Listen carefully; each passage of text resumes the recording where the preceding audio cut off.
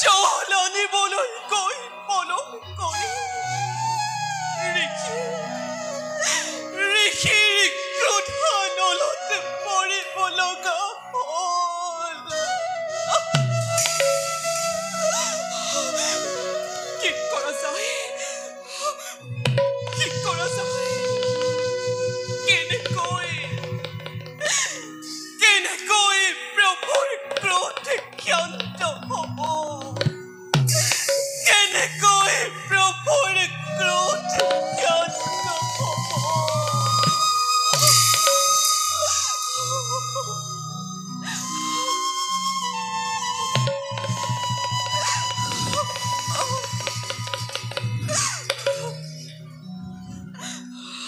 কোনো এক অহক্ষণতে ৰামৰ জন্ম হৈছিল। আজি এই ৰামে জগততেক অক্ষয় কীৰ্তি কৰিব স্থাপন।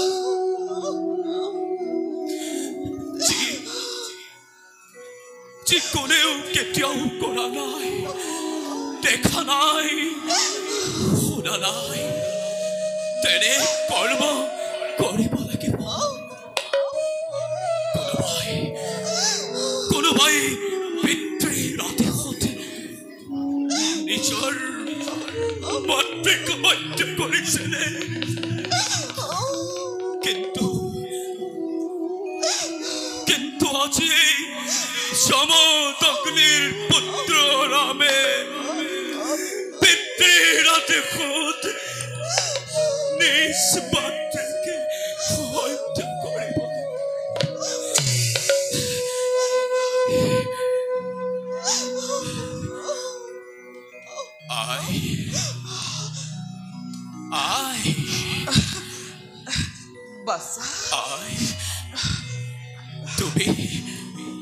তুমি ভাল কুক্ষণ এই ৰামক জন্ম দিছিলা।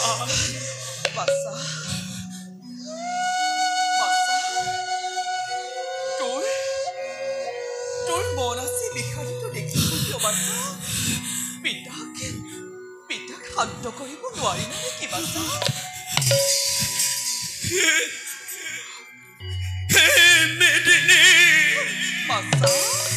তুমি এতিয়াও ৰখা তললৈ নগৈ স্থিৰ হৈ আছা কিয়?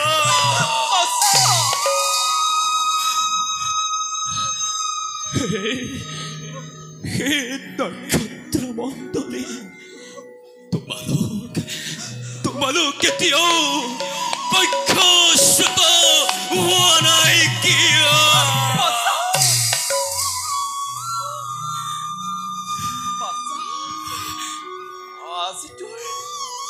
আজি তোৰ দুচকুত দেখিছো মই লুটকৰ ক্ষুদ্ৰ কণা।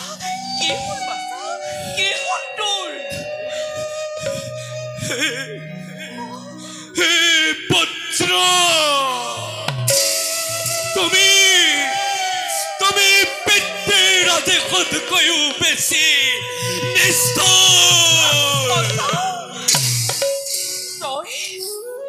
তই উন্মাদ হৈছ কিয় বাছা? কি হৈছে তোৰ বাছা?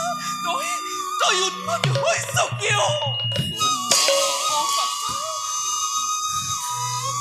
উন্মাদ হোৱা নাই,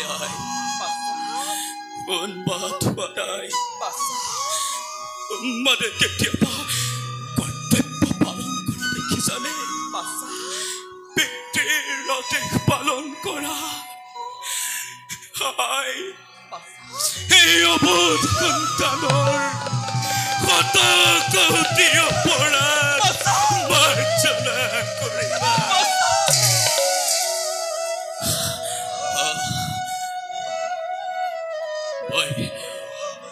মই তোমাৰ পুত্ৰ, পিতৰহে পুত্ৰ।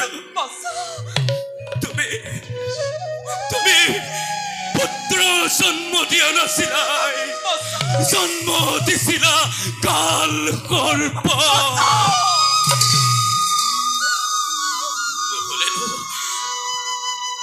নহলেনো মাতৃৰ সন্মুখত পুত্ৰ কাল ৰূপে থিয় দি থাকিব পাৰেনে?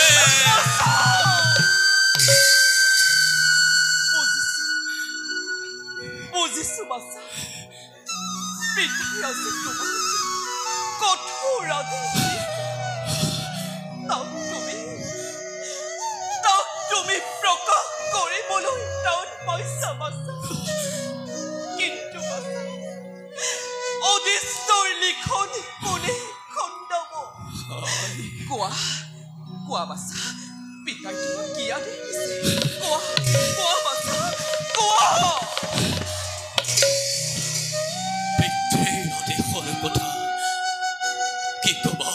কোৱা বাছা পিতৃৰ আদেশৰ কথা কি কম? কোৱা বাছা যি কাৰ্য কোনেও কেতিয়াও কৰা নাই বাছা আৰু কোনেও কেতিয়াও কৰিব নোৱাৰে বাছা এনে আদেশ পালন কৰিবলৈ দিছে।